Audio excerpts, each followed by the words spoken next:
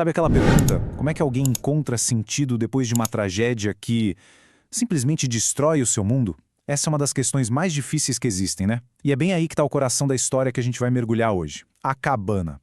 É uma jornada que nos leva direto para o olho do furacão da dor em busca de transformação. A história já começa com uma ideia muito, mas muito poderosa. Pensa só no lugar que representa o seu maior pesadelo, a origem da sua dor mais profunda. Agora, imagina receber um bilhete super misterioso te convidando para voltar exatamente para esse lugar. Pois é uma pergunta que desafia qualquer instinto de sobrevivência. O que seria mais forte que o medo para fazer alguém voltar para o epicentro do seu próprio inferno? É essa a decisão que o nosso protagonista, o Mac, precisa tomar. Mas para a gente entender o porquê o Mac sequer pensaria nesse convite, primeiro a gente precisa mergulhar na escuridão que tomou conta dele. O livro chama isso de A Grande Tristeza, um luto que virou o próprio ar que ele respira. Então, vamos conhecer o Mackenzie Phillips, ou Somac para facilitar. Um cara de família, mas que teve a vida completamente fraturada por um evento terrível. É uma sombra que o persegue todo santo dia. O que aconteceu foi literalmente o pior pesadelo de um pai. A filha mais nova dele, a Missy, desapareceu.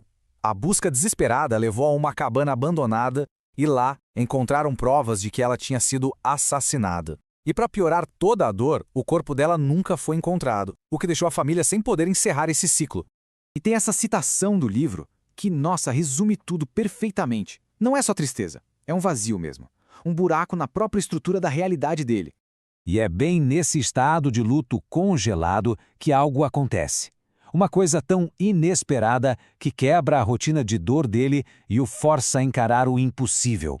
Num dia qualquer de inverno, anos depois da tragédia, o Mac encontra um bilhete na caixa de correio. Sem remetente, sem selo, nada. Só uma mensagem simples que vai desafiar tudo o que ele pensa sobre Deus, sobre o mal e sobre a própria dor. E olha só a mensagem, um convite para voltar para aquela cabana, o cenário do pesadelo dele. E a assinatura é o que deixa tudo ainda mais estranho. Papai. Era assim que a esposa do Mac, Anã, chamava Deus. Então, a questão é essa. Que bilhete é esse, afinal? Uma piada doentia de alguém que sabe da história dele? Ou poderia ser algo mais, um convite de verdade? É com essa dúvida na cabeça que o Mac decide, contra todo o bom senso, voltar para a cabana. E assim ele vai. Parte para o lugar que ele mais teme no mundo. Ele espera encontrar um monstro ou talvez só o eco vazio da sua dor. Mas o que ele encontra lá, nossa, desafia qualquer expectativa. O mais fascinante aqui é a transformação do lugar. A cabana na memória dele é fria, caindo aos pedaços, manchada pelo mal. Mas, quando ele chega lá, ele encontra um chalé lindo, aconchegante, com fumacinha saindo da chaminé e um jardim cheio de vida. A realidade bate de frente com a memória, e essa é só a primeira de muitas surpresas. E a surpresa não para por aí de jeito nenhum. Quando ele entra, Mac não encontra o assassino da filha, nem a escuridão que esperava. Ele encontra 3 pessoas esperando por ele, preparando o jantar. E não são pessoas comuns, não. Elas se apresentam como a Santíssima Trindade, mas de um jeito que quebra qualquer imagem tradicional que a gente tenha. Papai é uma mulher negra, carinhosa e imponente.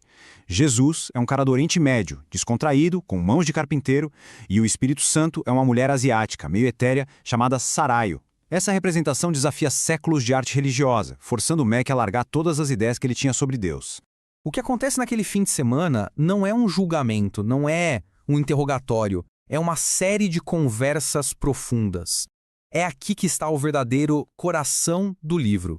O Mac, claro, cheio de raiva e dor, finalmente tem a chance de fazer a pergunta que o atormenta. Onde você estava quando a minha filha precisou de você? A resposta de papai é complexa.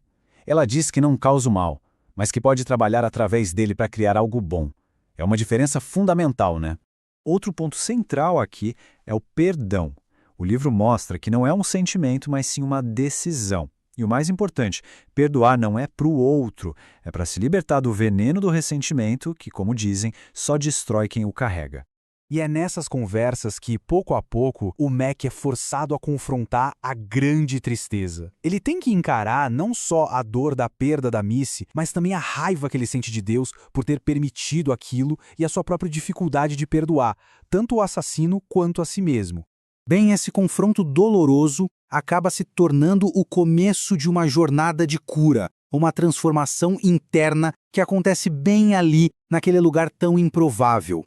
Dá pra gente ver esse processo de transformação quase que em etapas, sabe? Primeiro, o confronto. Ter a coragem de olhar para a dor que ele tentou enterrar. Isso leva ele a questionar tudo o que achava que sabia sobre fé e justiça. A virada de chave é a rendição, aceitado nas penas que nem toda pergunta tem resposta. E só a partir daí, a reconciliação se torna possível, permitindo que ele encontre o caminho do perdão e, finalmente, da liberdade. No fim das contas, quando o fim de semana acaba, o Mac não sai da cabana com a dor magicamente apagada, nem com um manual de respostas para o sofrimento, mas ele sai com uma coisa que tinha perdido há muito tempo, um sentimento de paz e uma perspectiva totalmente nova sobre sua relação com Deus e com a própria tragédia. E talvez essa seja a mensagem final, a mais desafiadora do livro todo. A cabana não oferece o conforto de respostas fáceis. Pelo contrário, ela sugere que é justamente no terreno da incerteza, no meio da dor e do mistério, que a verdadeira cura pode começar a florescer. Uma ideia que nos convida a pensar onde, nas nossas próprias vidas, a gente também pode encontrar crescimento no meio da dúvida.